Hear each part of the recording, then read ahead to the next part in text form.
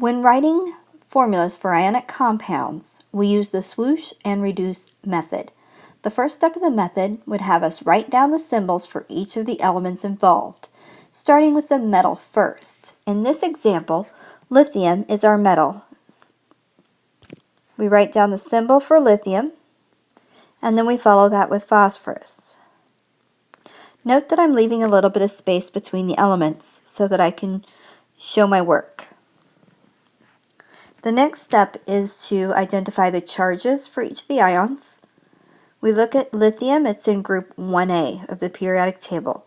It wants to lose one valence electron, and that would leave it with a 1 plus charge. Phosphorus is in group 5A.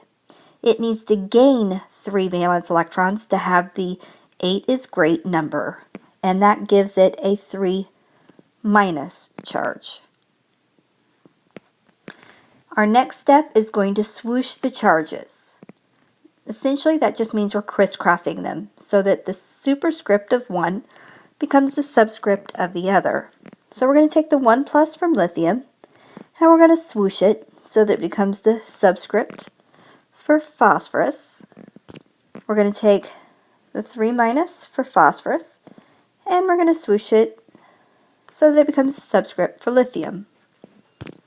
Now we're going to write out our formula using the subscripts. We're not going to use charges in our subscripts, and we're not going to write any ones. So we'll go ahead and start with lithium. Lithium received 3 from phosphorus. Phosphorus received 1 from lithium, but we're not going to write the 1. We're going to check to see if this formula would reduce any, and it will not reduce. And then the final step is to check that the formula is neutral. So we look at our formula. We see that there are 3 lithiums, and each lithium has a charge of 1 plus. So when we multiply that across, we have 3 plus for lithium. There is 1 phosphorus in our formula, and that phosphorus has a charge of 3 minus. We multiply that across, we get 3 minus. We add those down, and we see that it's 0. That means that the formula is neutral. So, here is our final formula. Moving to the next, we're looking at magnesium and chlorine. We list the element symbols for each element involved, starting with the metal. So magnesium is our metal, and then we'll list the chlorine. Second step is to look for the charges. Magnesium is in group 2A. It wants to lose 2 valence electrons, and that gives it a 2 plus charge. Chlorine is in group 7A. It wants to gain 1 valence electron so that it has 8, and that gives it a 1 minus charge. Now we swoosh the charges. So we take the 2 plus, move it to chlorine, the 1 minus, move it to magnesium. We're going to write out our formula, again, omitting any charge and not writing any ones. So we start with magnesium. It would get a 1 from the chlorine. We do not write the 1. We drop down to the chlorine, and chlorine got a 2 from magnesium. Now we're going to look to see if it reduces, and it does not. So all that's left to do is to check that the formula is neutral. So in our formula, it shows that there is 1 magnesium. That magnesium has a charge of 2 plus. You multiply that across, magnesium is providing 2 plus total.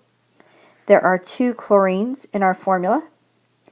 Each of those chlorines has a charge of 1 minus. We multiply that across and we get 2 minus. We add these down and we have 0, so that formula is neutral. So we have a good formula for magnesium chloride. Our next example deals with calcium and carbonate. This is our first example that has a polyatomic. You may not recognize the name carbonate. On the back of your periodic table is a list of all the common polyatomics that we will use in class, and it includes their formulas as well as their charge. So you'll be using the back of your periodic table for this example. So the first thing that we'll do is list the metal, in this case calcium, and then we're looking at the back of our periodic table and we see that carbonate has a formula of CO3. We have to add the charges. We see that calcium is in 2A and it has 2+ charge.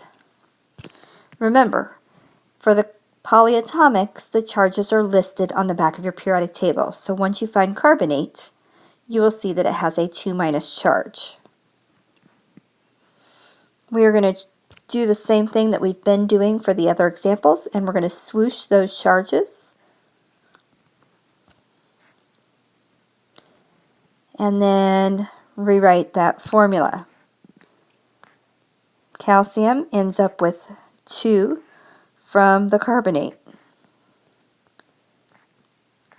Carbonate ends up with a 2 from calcium. This is the first example also where we do have the opportunity to reduce, because we can take those 2's and kind of get rid of those. They will reduce to a 1-to-1 ratio. So we would reduce it so that the formula is CaCO3. Now, you notice that I've been putting the polyatomics in parentheses. We treat those as a unit. We can never change the subscripts inside the formula. All we can do is add subscripts outside of the formula. So that's why one of the reasons that we keep them in parentheses is just to remind ourselves that we cannot change them. It is a unit. So the last thing that we need to do is to check the formula for neutrality. So we have 1 calcium. That calcium has a charge of 2+. You multiply that across, we get 2+. There is 1 CO3, and that CO3 has a charge of 2-. Multiply those across, we get 2-. Add that down, and we have our neutral formula. So here is the final formula for calcium carbonate. And then our last example. This example uses ammonium and phosphate. Both of these are polyatomics, so we would use the back of our periodic table. Since both of them are polyatomics, we're going to list the cation first. That's going to be the one that has a positive charge associated with it. Ammonium is our cation. So we're going to list NH4, and you'll notice that we're keeping them in parentheses because they're our unit, our polyatomics are. And then PO4 is our phosphate. The charge listed on the back associated with ammonium is 1+, and for phosphate it is 3-. We're going to continue to follow the same procedure where we swoosh the charges and then rewrite the formula, keeping our polyatomics in parentheses. So we list the NH4, and it received a 3 from phosphate. The PO4 received a 1, but we don't write ones. So we check to see if it reduces, and it will not reduce any lower.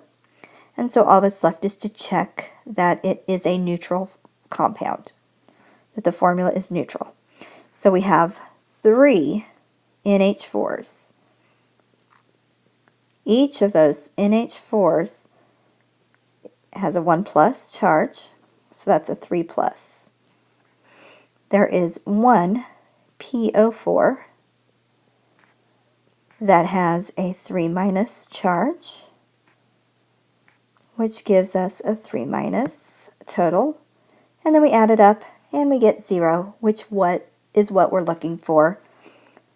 And so for our last example, that is our working formula. Thank you for watching.